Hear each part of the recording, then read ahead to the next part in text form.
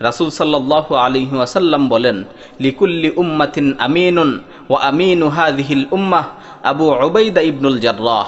প্রত্যেক জাতির মাঝেই একজন বিশ্বস্ত ব্যক্তি ছিল, আর আমার উম্মতের বিশ্বস্ত ব্যক্তি হচ্ছে আবু উবাইদা ইবনুল জাররাহ। তিনি ছিলেন উজ্জ্বল চেহারার, প্রসন্ন ললাটের, ছিপছিপে হালকা দেহের আর দীর্ঘ গড়নের অতি চমৎকার সুন্দর, আকর্ষণীয় আর অমায়িক মানুষ, যাকে দেখলে চোখ জুড়িয়ে যেত, যার সঙ্গে সাক্ষাৎ করলে হৃদয়ে প্রশান্তি মিলত, যার সংস্পর্শে মন ভালো হয়ে যেত। এছাড়াও তিনি ছিলেন অসম্ভব বিনয়ী আর ভীষণ লাজুক। আবার তিনিই যুদ্ধের ময়দানে লড়াই তীব্র হলে হয়ে উঠতেন প্রতিপক্ষের বিরুদ্ধে ঝাঁপিয়ে পড়া সিংহের মতো ভয়ঙ্কর এবং শত্রুর বিরুদ্ধে গর্জে ওঠা সাহসী এক যোদ্ধা। উজ্জ্বল ও তীক্ষ্ণ তরবারিই ছিল তার একমাত্র তুলনা। প্রতিপক্ষের বিরুদ্ধে ধারালো তরবারির মতোই তিনি ঝলসে উঠতেন। তিনি হচ্ছেন উম্মতে মুহাম্মাদির আমিন, আস্থাভাজন ব্যক্তি আমের ইবনে আবদুল্লাহ ইবনুল জাররাহ আল ফেহরি আল কুরাইশি। সকলেই যাকে চেনে আবু উবাইদা ইবনুল জাররাহ নামে। আব্দুল্লাহ ইবনে ওমর রাদিয়াল্লাহু তাআলা আনহু তার সম্পর্কে বর্ণনা দিতে গিয়ে বলেন, কুরাইশদের 3 ব্যক্তি মানুষের মধ্যে সর্বাধিক উজ্জ্বল ও নির্মল ব্যক্তিত্বের অধিকারী, সর্বশ্রেষ্ঠ চরিত্র এবং সর্বাধিক লজ্জার অধিকারী। যদি তারা তোমার সঙ্গে কথা বলেন তবে কিছুতেই মিথ্যা বলবেন না, আর তুমি যদি তাদের সঙ্গে কথা বলো তবে তারা কিছুতেই তোমাকে অবিশ্বাস করবেন না। তারা হলেন আবু বকর সিদ্দিক, ওসমান ইবনে আফফান এবং আবু উবাইদা ইবনুল জাররাহ রাদিয়াল্লাহু আনহুম। আবু উবাইদা ছিলেন একেবারে শুরুতে ইসলাম গ্রহণকারীদের অন্যতম। আবু বকর সিদ্দিকের ইসলাম গ্রহণের পরের দিনই তিনি ইসলাম গ্রহণ করেছিলেন। তার ইসলাম গ্রহণের কাজ সম্পন্ন হয়েছিল খোদ আবু বকর সিদ্দিক রাদিয়াল্লাহু আনহু এর হাতে। ইসলাম গ্রহণের পর আবু বকর সিদ্দিক রাদিয়াল্লাহু আনহু তাকে আব্দুর রহমান ইবনে আউফ, ওসমান ইবনে মাজউন এবং আরকাম ইবনে আরকামকে সঙ্গে নিয়ে হাজির হলেন রাসূল সাল্লাল্লাহু আলাইহি ওয়াসাল্লামের দরবারে। তারা প্রিয় নবীর সম্মুখে তাওহীদের কালিমা উচ্চারণ করলেন। তারাই হলেন সর্বপ্রথম ভিত্তিপ্রস্তর যার উপর ইসলামের সুবিশাল প্রাসাদ নির্মিত হয়েছিল। আবু উবাইদা মক্কার জীবনের শুরু থেকে শেষ পর্যন্ত ইসলাম গ্রহণকারীদের সকল তিক্ত অভিজ্ঞতার মুখোমুখি হয়েছেন। প্রথম সারির মুসলিমদের সঙ্গে সেখানে ভোগ করেছেন এমন সকল সহিংসতা, নির্দয়তা, কষ্ট, বেদনা যা ভোগ করতে হয়নি পৃথিবীর বুকে আর কোনো দিন ধর্মের অনুসারীকেই। আবু উবাইদা প্রতিটি পরীক্ষার সামনে পাহাড়ের মতো অটল থেকেছেন। আল্লাহ ও তার রাসূলের প্রতি অবিচল আস্থা রেখে প্রতিটি পদক্ষেপে ইসলামী আদর্শকে সমুন্নত করেছেন।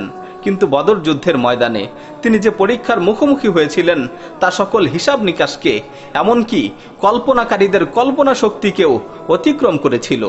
বদরের যুদ্ধের দিন আবু উবাইদা শত্রু বাহিনীর সারি ভেদ করে উপর্যুপরি আক্রমণ করে এগিয়ে যাচ্ছেন। মৃত্যুর কোনো পরোয়াই তিনি করছেন না। মুশরিকগণ এরূপ ভয়াবহ আক্রমণ দেখে আতঙ্কিত হয়ে পড়ল। কুরাইশের অশ্বারোহী বাহিনী তার আক্রমণের ভয়ে সামনে থেকে নিজেদের সরিয়ে নিচ্ছিল। পক্ষান্তরে তাদেরই এক সৈনিকের আচরণ ছিল ব্যতিক্রমী। সে বারবার এদিক সেদিক থেকে আবু উবাইদার সামনে গিয়ে দাঁড়াচ্ছিল। পক্ষান্তরে আবু উবাইদা নিজে এই সৈনিককে দেখা মাত্র দূরে সরে পড়ছিলেন। তিনি স্বেচ্ছায় তার উপর আক্রমণ করতে চাচ্ছিলেন না বলেই বারবার দূরে সরে যাচ্ছিলেন। কিন্তু প্রতিপক্ষের লোকটি সুযোগ পেয়ে ভয়াবহ আক্রমণ চালালো আবু উবাইদার উপর। আবু উবাইদা সে আক্রমণ থেকে নিজেকে রক্ষা করে তার থেকে আরো বেশি দূরে সরতে চাইলেন, কিন্তু নাছোড়বান্দা লোকটি এবার আবু উবাইদার পথ আগলে দাঁড়ালো। ওই লোকটির কারণে তিনি নিজের ও আল্লাহর দুশমনদের উপর আক্রমণ চালাতে অপারগ হয়ে পড়লেন। এভাবে আবু উবাইদা চরম বিরক্ত হয়ে সামনে দাঁড়ানো লোকটির মাথায় এক আঘাত করলেন, যাতে তার মাথা দুভাগ হয়ে গেল এবং সঙ্গে সঙ্গেই তার সম্মুখে মাটিতে লুটিয়ে পড়ল। সম্মানিত শ্রোতা মণ্ডলী, ভূপাতিত এই লোকটি কে হতে পারে সেটা অনুমান করার চেষ্টা করবেন না। আমি কি আপনাদেরকে প্রথমেই বলে আসিনি আবু উবাইদা যে পরিমাণ ঈমানি পরীক্ষার মুখোমুখি হয়েছিলেন তা সকল হিসাব নিকাশকে, এমনকি কল্পনাকারীদের কল্পনা শক্তিকেও অতিক্রম করেছিল। আপনার বুদ্ধি বিবেক নিশ্চয়ই থমকে যাবে যখন আপনি জানবেন যে ভূপাতিত এই লোকটি অন্য কেউ নয়, সে ছিল খোদ আবু উবাইদার পিতা আব্দুল্লাহ ইবনুল জাররাহ। আবু উবাইদা রাদিয়াল্লাহু আনহু আসলে নিজ পিতাকে হত্যা করেননি, তিনি হত্যা করেছিলেন ব্যক্তি পিতার মধ্যকার শিরকি অপশক্তিকে। এরই ফলে আল্লাহ সুবহানাহু ওয়া তাআলা তার এবং তার পিতার ব্যাপারে আয়াত নাজিল করলেন, লা তাজিদু কওমান ইউমিনুনা বিল্লাহি ওয়াল ইয়াউমিল আখির ইউয়াদুনা মান হাদ্দাল্লাহ ওয়া রাসূলাহু ওয়ালাউ কানু আবাআহুম আও আবনাআহুম আও ইখওয়ানাহুম আও আশীরাতাহুম উলাইকা কাতাবা ফি কুলুবিহিমুল ঈমানা ওয়া আইয়াদাহুম বিরূহিম মিনহু ওয়া ইউদখিলুহুম জান্নাতিন তাজরি মিন তাহতিহাল আনহার খালিদিনা ফিহা রাদিয়াল্লাহু আনহুম ওয়া রাদু আনহু উলাইকা হিজবুল্লাহ আলা ইন্না হিজবাল্লাহি হুমুল মুফলিহুন। যারা আল্লাহ ও পরকালে বিশ্বাস করে তাদেরকে আপনি আল্লাহ ও তার রাসূলের বিরুদ্ধাচরণকারীদের সঙ্গে বন্ধুত্ব স্থাপন করতে দেখবেন না, যদিও তারা তাদের পিতা, পুত্র, ভাই বা বংশের লোক হয়। তাদের অন্তরে আল্লাহ তাআলা ঈমান লিখে দিয়েছেন এবং তাদেরকে তার অদৃশ্য শক্তি দ্বারা শক্তিশালী করেছেন।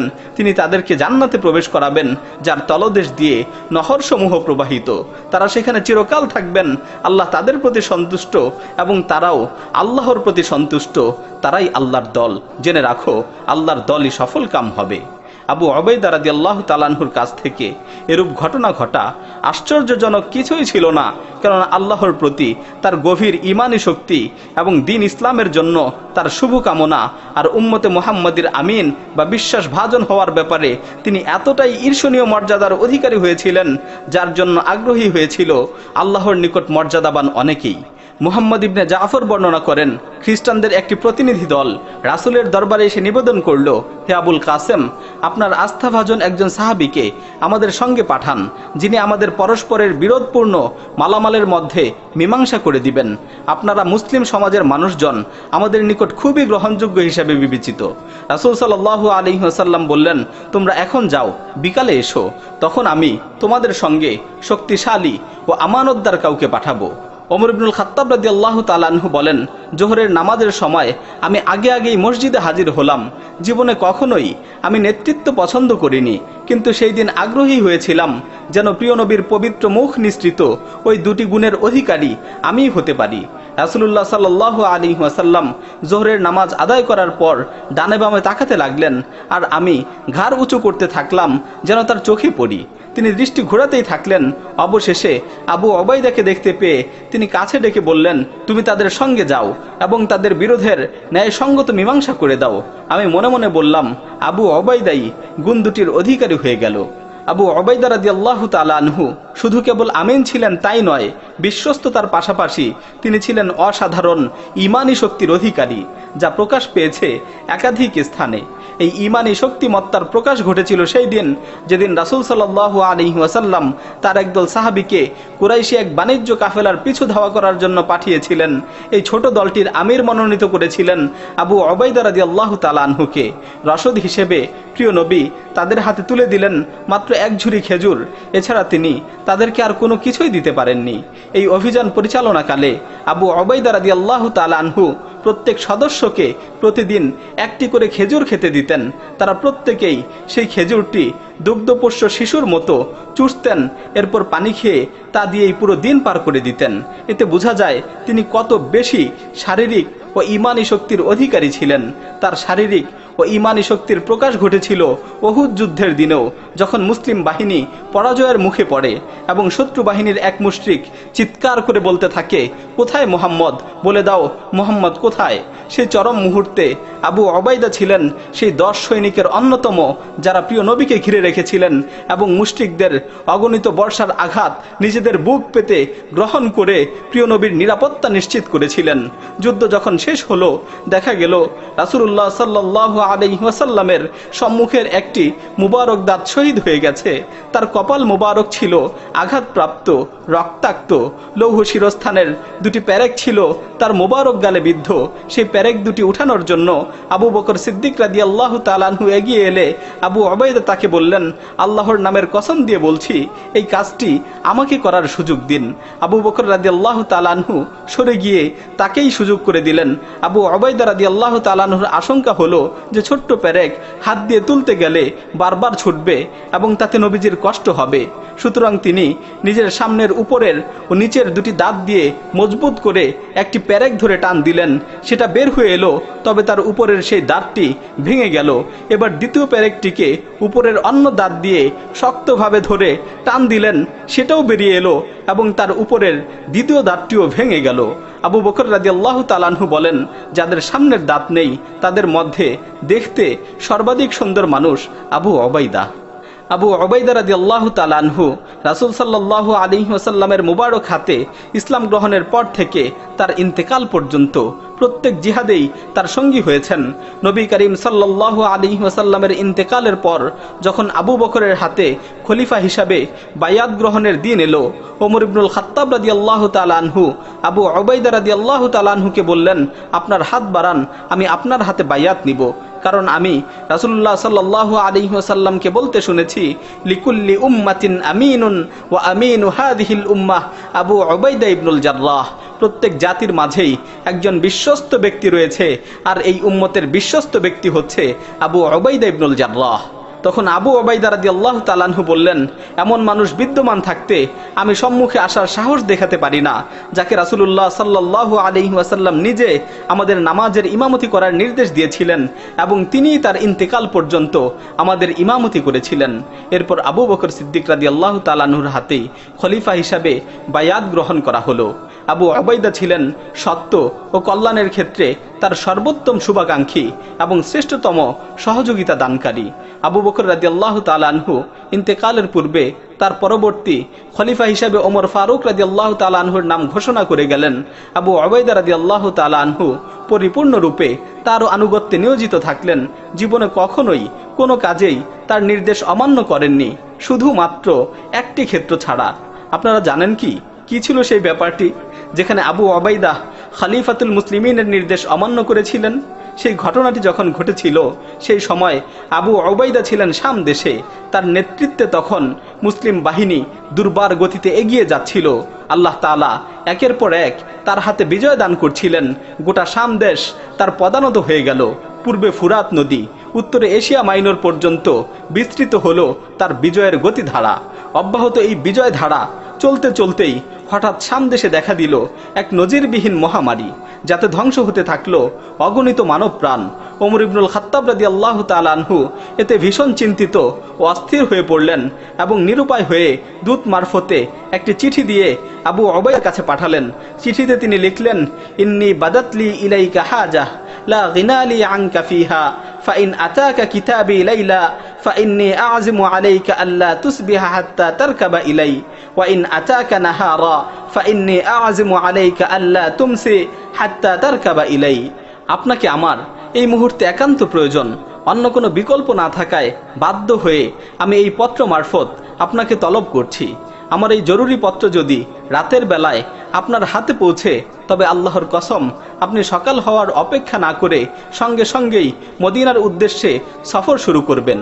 আর যদি পত্রটি দিনের বেলায় আপনার হাতে পৌঁছে, তবে সন্ধ্যার অপেক্ষা না করে অবিলম্বে আমার নির্দেশ মেনে নিয়ে মদিনার উদ্দেশ্যে রওনা করবেন। আবু উবাইদা যখন ওমর ফারুক রাদিয়াল্লাহু তাআলা আনহুর পত্র হাতে পেলেন, তিনি বললেন, কদ আলিমতু হাজাতা আমিরিল মুমিনিনা ইলাই ফাহুয়া ইউরিদু আন ইয়াস্তাবকিয়া মান লাইসা বিবাক। আমি তো জানি আমার কাছে আমিরুল মুমিনিনের সেই প্রয়োজনটা কি। তিনি এমন ব্যক্তিকে বাঁচিয়ে রাখতে চান যার বেঁচে থাকা সম্ভব নয়। তিনি খলিফার কাছে জবাবি পত্রে লিখলেন, ইয়া আমিরুল মুমিনিন ইন্নী কদ আরাফতু হাজাতাকা ইলাই ওয়া ইন্নী ফি জুনদিম মিনাল মুসলিমিন ওয়ালা আজিদু বিনাফসি রাগবাতান আনিল্লাযী ইউসিবুহুম ওয়ালা উরিদু ফিরাকাহুম হাত্তা ইয়াকযি আল্লাহু ফিয়া ওয়া ফীহিম আমরাহ ফাইযা আতাকা কিতাবি হাযা ফাহাল্লিলনি মিন আযমিক ওয়া আযান লি বিল বাকা। হে আমিরুল মুমিনিন, আমি বুঝতে পেরেছি আমার কাছে আপনার প্রয়োজনটা কি। আমি এই মুহূর্তে মহামারীতে আক্রান্ত একটি মুসলিম সেনাদলের খেদমতে নিয়োজিত আছি।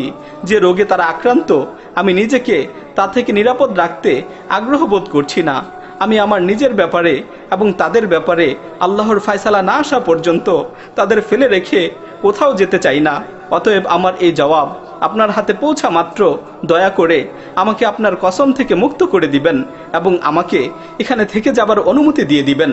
ওমর রাদিয়াল্লাহু তাআলা আনহু যখন এই চিঠি পড়লেন, তার দু চোখ বেয়ে অশ্রু ঝরতে লাগলো। আশপাশের সকলে তার তীব্র কান্না দেখে জিজ্ঞাসা করলেন, হে আমিরুল মুমিনিন, আবু ওবায়দার কি মৃত্যু হয়ে গেছে? তিনি বললেন, লা ওয়ালাকিন্নাল মাউতা মিনহু করিব, না, মৃত্যু হয়নি বটে, কিন্তু মৃত্যু তার খুবই নিকটবর্তী। ওমর ফারুক রাদিয়াল্লাহু তাআলা আনহুর এই দাবি মিথ্যা হয়নি। এরপরই আবু ওবায়দা রাদিয়াল্লাহু তাআলা আনহু মহামারীতে আক্রান্ত হলেন। মৃত্যু যখন ঘনিয়ে এলো, তিনি তার সৈনিকদের উদ্দেশ্যে ওসিয়ত করলেন, আমি তোমাদের উদ্দেশ্যে এমন ওসিয়ত করছি যা মেনে চললে তোমরা চিরকাল কল্যাণ পেতে থাকবে। নামাজ কায়েম করবে, জাকাত প্রদান করবে, রমজান মাসে রোজা রাখবে, আল্লাহর পথে দান করবে, হজ ও উমরা পালন করবে, পরস্পরের কল্যাণ কামনা করে ওসিয়ত করবে, শাসকদের শুভ কামনা করবে, তাদের সঙ্গে প্রতারণা করো না, দুনিয়ার ব্যস্ততার কারণে মৃত্যু ও আখেরাতকে ভুলে যেও না। কোনো মানুষকে যদি 1000 বছরের দীর্ঘ হায়াত দান করা হয়, সে হায়াতও একদিন ফুরিয়ে যাবেই, এবং আমার এই পরিণতি যা তোমরা দেখতে পাচ্ছ, এতে উপনীত হওয়া ছাড়া আর কোনো গতি থাকবে না। মৃত্যুর পরিণতি অবশ্যই ভোগ করতে হবে। নিশ্চয়ই আল্লাহ তাআলা আদম সন্তানের জন্য মৃত্যুকে অবধারিত করে দিয়েছেন, সুতরাং তারা মৃত্যুবরণ করবেই। বিচক্ষণ ব্যক্তি সেই যে তার রব ও প্রতিপালকের আনুগত্য করে চলে এবং আখিরাতের প্রস্তুতি গ্রহণ করে। আসসালামু আলাইকুম ওয়া রাহমাতুল্লাহ। এরপর তিনি মুআজ ইবনে জাবালের প্রতি মনোযোগী হলেন এবং বললেন, হে মুআজ, নামাজের ইমামতি করো। একথা বলার পরই তার প্রাণ বেরিয়ে গেল। মুআজ রাদিয়াল্লাহু তাআলা আনহু তখন সবার উদ্দেশ্যে ঘোষণা করলেন, হে লোক সকল, আল্লাহর কসম, আজ আমরা এমন এক মহান ব্যক্তিকে হারানোর বেদনায় কাতর হয়েছি, যার চেয়ে অধিক প্রশস্ত হৃদয়ের অধিকারী, যার চেয়ে বেশি হিংসা বিদ্বেষ পরিহারকারী এবং যার চেয়ে অধিক আখিরাতের প্রতি মনোযোগী এবং জনসাধারণের অধিক কল্যাণকামী আমি আর কাউকে দেখিনি। সুতরাং আল্লাহ তোমাদের প্রতি দয়া করুন এবং তোমরা তার প্রতি আল্লাহর রহমত কামনা করো। আল্লাহ সুবহানাহু ওয়া তাআলা যেন আবু ওবায়দা ইবনুল জাররাহ রাদিয়াল্লাহু তাআলা আনহুর উপর রহমত বর্ষণ করেন। আমিন। ওয়া আখিরু দাওয়ানা আনিল হামদুলিল্লাহি রাব্বিল আলামিন।